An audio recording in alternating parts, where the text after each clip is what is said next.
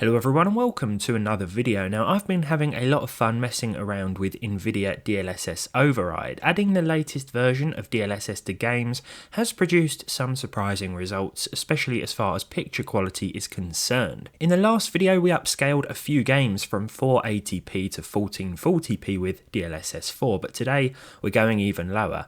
This is New York City in 360p, courtesy of Spider-Man 2.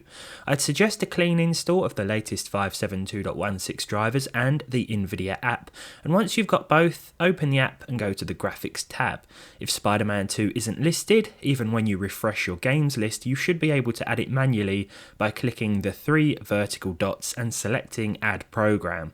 Just find the Spider-Man 2.exe, click Open and you'll be good to go.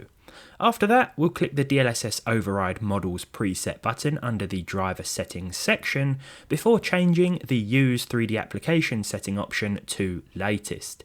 I'm using an i7-12700F with an RTX 4060, and I was surprised to see this 8GB card hitting 60 frames per second. Well, 59 overall, but close enough, right? I have gone way overboard with the settings. I've maxed the game out, bar ray tracing, which is completely disabled for now. The medium or high presets are probably the more sensible choice for a card like this, but that would be too easy. Jumping into the menu and enabling DLSS should give our average FPS a boost, as well as our frame time figures. I decided to go with ultra performance out of pure curiosity. Again, not the most sensible choice, but I had to see the city in glorious 640 by 360. How bad could it be? After all, ultra performance with the new DLSS looks way better than the default DLSS. I say it every time, but video compression will affect the final outcome, so you're probably looking at this and thinking it looks blurrier than looking at your monitor through glasses smeared with petroleum jelly. From where I'm sitting though, this ain't bad for 360p. There are definitely some noticeable visual artifacts. There are on-screen effects that occur when you deploy the wings or shoot a web or use WebZip, and with the ultra performance preset there is ghosting around these effects. I found a couple of extra options under the accessibility tab, including motion blur, depth of field, chromatic aberration and camera shake, which were on by default, so I turned those off, and it helped a little with the ghosting around Spider-Man when turning the camera quite fast. It's still not perfect though at this resolution, but I think that's to be expected. Effects on top of effects. The water is also glitchy as, lots of flickering going on here, but then again there was some flickering even when DLSS was turned off, at least in my experience when using this card. Obviously not as significantly as this however. Apart from that, I don't think there's too much to complain about here, and our frame rate has jumped over 30 FPS on average. I like this as a feature, not as a must-have. I don't want to have to play upcoming games at 360p because optimization is non-existent, but I like the fact this could be used, perhaps to a less extreme extent, for keeping older RTX cards ticking years from now.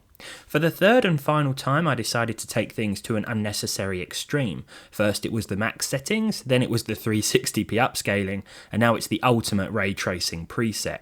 Ray reconstruction can stay turned off though, because that further impacts our frame rate, whether we're using the legacy or the transformer model. Not that what you're about to see is playable, or is it? Well, here we are with Spider-Man 2 maxed out with the highest ray tracing preset at a glorious upscaled 360p, of course.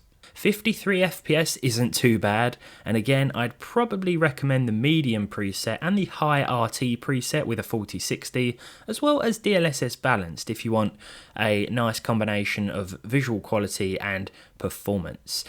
That said, I thought we may as well take in the sights at a glorious 360p, which doesn't look too bad at all in my opinion, thanks to the latest DLSS. As a little side note, I literally did not even know this game was coming to PC until a couple of days ago. I think I saw Crispy's video over on Zworms Gaming, and I thought, well, what's happened here? when did this come to PC? There's like no marketing. You couldn't pre-order it. I don't even think there was any like minimum requirements listed anywhere until hours before it came out. So yeah, a bit of a weird one. I have heard reports of performance being quite bad on a few different cards. I myself have experienced a few crashes when turning the settings right up on the 4060, so I think some work still needs to be done. But yeah, just weird that this sort of came out of nowhere on PC. But hopefully this video is helpful. If not, I hope it's entertaining nonetheless. And thank you all so much for watching. And hopefully I'll see all of you next time.